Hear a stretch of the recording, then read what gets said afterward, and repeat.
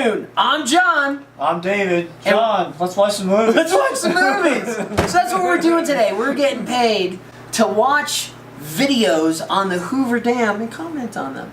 And it's a scientific analysis, David. Of course it is. It is a scientific analysis.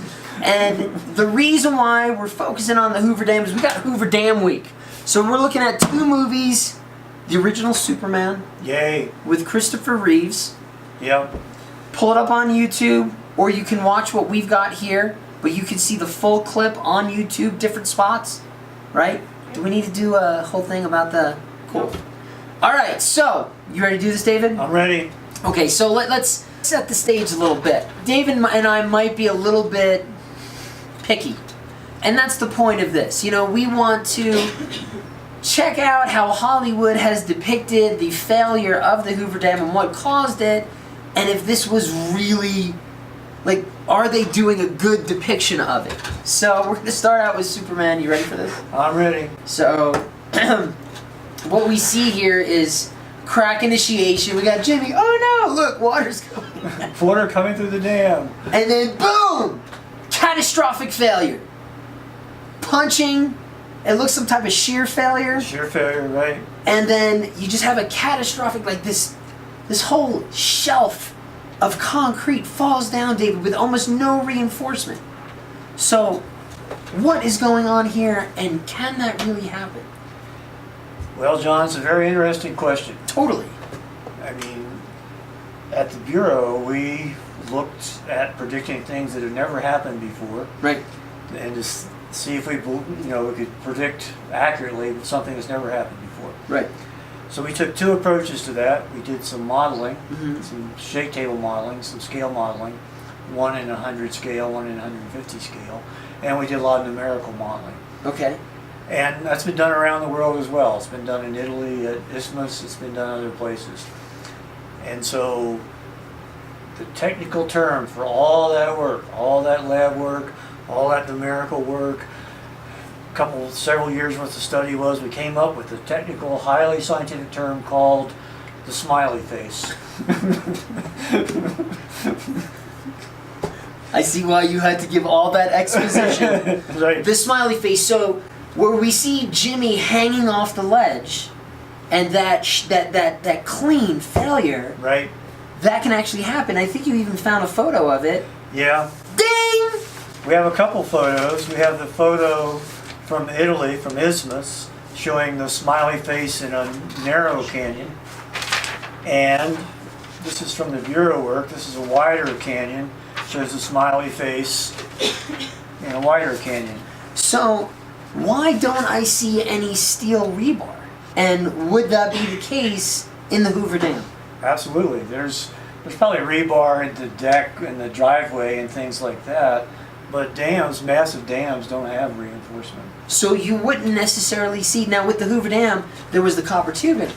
It's copper tubing. So why don't I see the remnants of that copper tubing? Well, it's luck of the draw, isn't it? Okay. That's a... Yeah, right. You're lucky on that one. But it's... I guess it's just really interesting because I wouldn't expect this. I would really expect there to be more crushing involved and maybe more of a rounded, not such a... I mean, look at that. There is a straight, like, almost 90-degree angle. There is a 90-degree angle right here. Right. Well, that's could be from the way they constructed the model. Right. Probably constructed the model and list. We did the same thing at the Bureau. Well, I understand that, and, I mean, really the model is used to represent a possibility of what's going to go on in the physical world. Right. So a form of this could happen in the physical world. That's right. So we could see that type of failure. Absolutely. Okay, so let's go on to, so the smiley face. Your question about rubbleizing. Right. Yeah. You know, when we break cylinders and break things like that, many times we just see that shear plane, right. type 4, whatever it is in ASTM. Right. And that's basically what we're seeing here. It doesn't explode into, rubble. It has that shear failure. I will say some of them do. If we use very, very high strength, but here in a concrete dam, maybe if it's an older dam, it might have 8,000 psi like the Hoover. Right. What we saw through the 75th anniversary. Is that strong enough to cause that explosion, or do we need like 14,000 30,000 psi.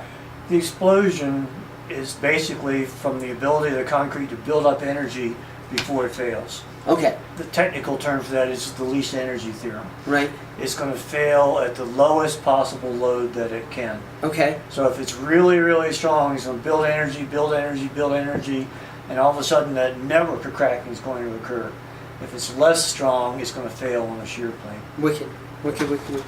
Okay, understood. No, that's great, and I absolutely love how it goes from initiation to that smiley face Right? in the movie. So I guess it's a good representation. Yeah, I think so. We've got this still from the modeling of the movie itself. It shows that rubblization, sort of like you're talking about, but still, they did pretty good. Look at they've got that basic idea of the smiley face. I think the rubblization that they've created is that the angles that they're showing something that Jimmy can hang off of, which is not the entire dam, and then the scale model that they've got in there, they actually have to create that explosion. So I think that's why you see the rubblization. I think it's supposed to be a snapshot in time, Right, not what the dam is going through on a slower. right. It could be they used a small explosive charge to create the failure or something like that for the movie. Right, exactly. But I Right. still think, I mean, you could see the failure pattern. That smiley face. And you even have a 90-degree-ish, and then you have a secondary 90-degree. Not Right. so much on both sides, but you do have that representation. And when it comes to scale models, not a bad job. No, that's very credible, especially for when it was filmed. Right. So we've got links to those below as well as you can see it in the head. Let's go to that final timestamp with Superman. Superman is flying around the world, right? Yep, reversing rotation Reversing rotation to reverse and time. reverse time and repairs the dam. Yeah, we work in concrete repair. We haven't tried that approach yet. No, I'm working on time travel. I spend Yeah. at least 10 minutes a week, and I still haven't figured it out. No, I admit I haven't mastered that either. I have to look at the equations for that. Yeah, so great representation from the Hoover Dam in Superman. Let's move on to our next movie. Okay.